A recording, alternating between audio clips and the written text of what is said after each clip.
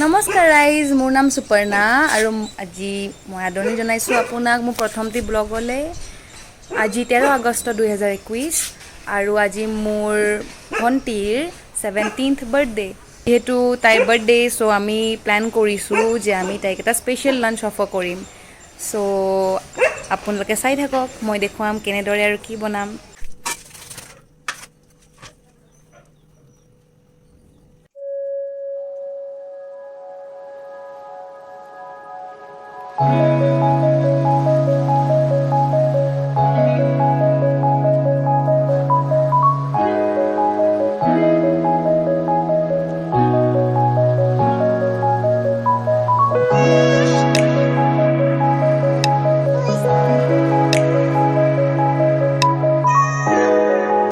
Ta-da! Everything is ready. এয়া আজি আমাৰ চেফ, নান আদাৰ দেন মোৰ দাদা। হাই কৈ দিয়া। চ' আমি এতিয়া ৰেডি হৈ গৈছে, চব যোগাৰ হৈ গৈছে। এতিয়া আমি মাংস বনাম। এয়া আহিলে আদা নহৰু জলকীয়া পেষ্ট। এইটো অলপ ৰাফ পেষ্ট হয়, একদম ফাইন পেষ্ট কৰা নাই মই। অকণমান নিমখ দি লৈছোঁ।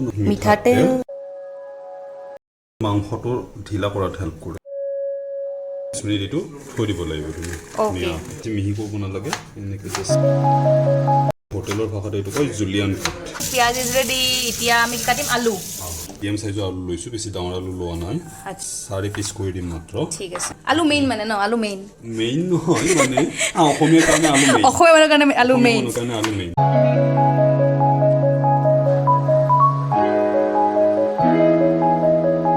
চিকেনৰ কাৰণে অসমীয়া বাচন লৈছোঁ আমি। অসমীয়া বাচন, অসমীয়া চিকেন, অসমীয়া বাচন। ইয়েছ।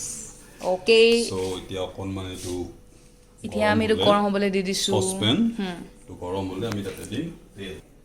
চ' তেলটো মই সদায় কওঁ যে নিজৰ হিচাপত ফ্লেভাৰৰ কাৰণে এটা ইলাইচি, 2টা লং, মাত্ৰ 2টা লং। এইটো ফ্ৰাই কৰি দিম। হোৱাৰ পিছত পিঁয়াজ ফাৰ্ষ্ট যাব তোমাৰ দৈ। এইটো মাংসৰ ওপৰত ডিপেণ্ড কৰে, কিমান মাংস লৈছা সেই হিচাপত নৰ্মেল দৈ। ঠিক আছে। কল শুকান জলকীয়া গুড়ি, হালধি, ইয়াতে হালধি দিলোঁ মই। এটা কিচেন কিং মছলা বুলি আহে, আপুনি কিনিবলৈ পাব বজাৰত। সেইটো ইউজ কৰিব অকণমান, বেছি নহয় না, আধা চামুচকৈ অকণমান কমেই হয়। ঠিক আছে। জিৰা সদায় কম, কাৰণ জিৰা বেছি হ'লে মাংসটো তোমাৰ তিতা হোৱাৰ চান্স থাকে। ঠিক আছে। বাছ লৈ এইটো মই দৈটোৰ লগত মছলাটো এইকাৰণে মিলাই লওঁ। তুমি খালি দৈও মছলাটো বেলেগকৈ দি খালি দৈও দিব পাৰা তাতে, কিন্তু তেতিয়া দৈটো ফাটি যায়, বগা এটা হেৰি আহি যায়, কি কয়। চ' এনেকৈ মছলাৰ লগত মিক্স কৰি দিলে দৈটো ভালকৈ মিক্স হৈ যায়। মই কৈছিলোঁ নে পিঁয়াজটো পিংকিছ ব্ৰাউন হ'ব, একেবাৰে ব্ৰাউন নহয়। চ' এনেকুৱা হ'ল পিঁয়াজটো। এতিয়া দি দিম বিলাহী। ঠিক আছে। বিলাহীটো অকণমান ফ্ৰাই হ'ব। ঠিক আছে। ফুল ফ্লেমত 4 মিনিটমান ফ্ৰাই কৰিব লাগিব এনেকৈ, যাতে বিলাহীটো ফ্ৰাই হৈ যায়। ঠিক আছে। চ' এতিয়া আমি দিম সেই মই যে কৈছিলোঁ দৈৰ লগত যে স্পেচিয়েল মছলাটো, সেইটো এতিয়া দিম ইয়াতে। আৰু মই যেতিয়া মাংস কাটোঁ, মই তাৰমানে দোকানৰ পৰা কাটি নানো মাংসটো। মই গোটেই চিকেনটো লৈ আহোঁ চাফ কৰি। মই নিজৰ হিচাপত পিচবিলাক ঘৰত কাটোঁ, কাৰণ সিহঁতে কাটি দিলে একেবাৰে সৰু সৰুকৈ কাটি দিয়ে।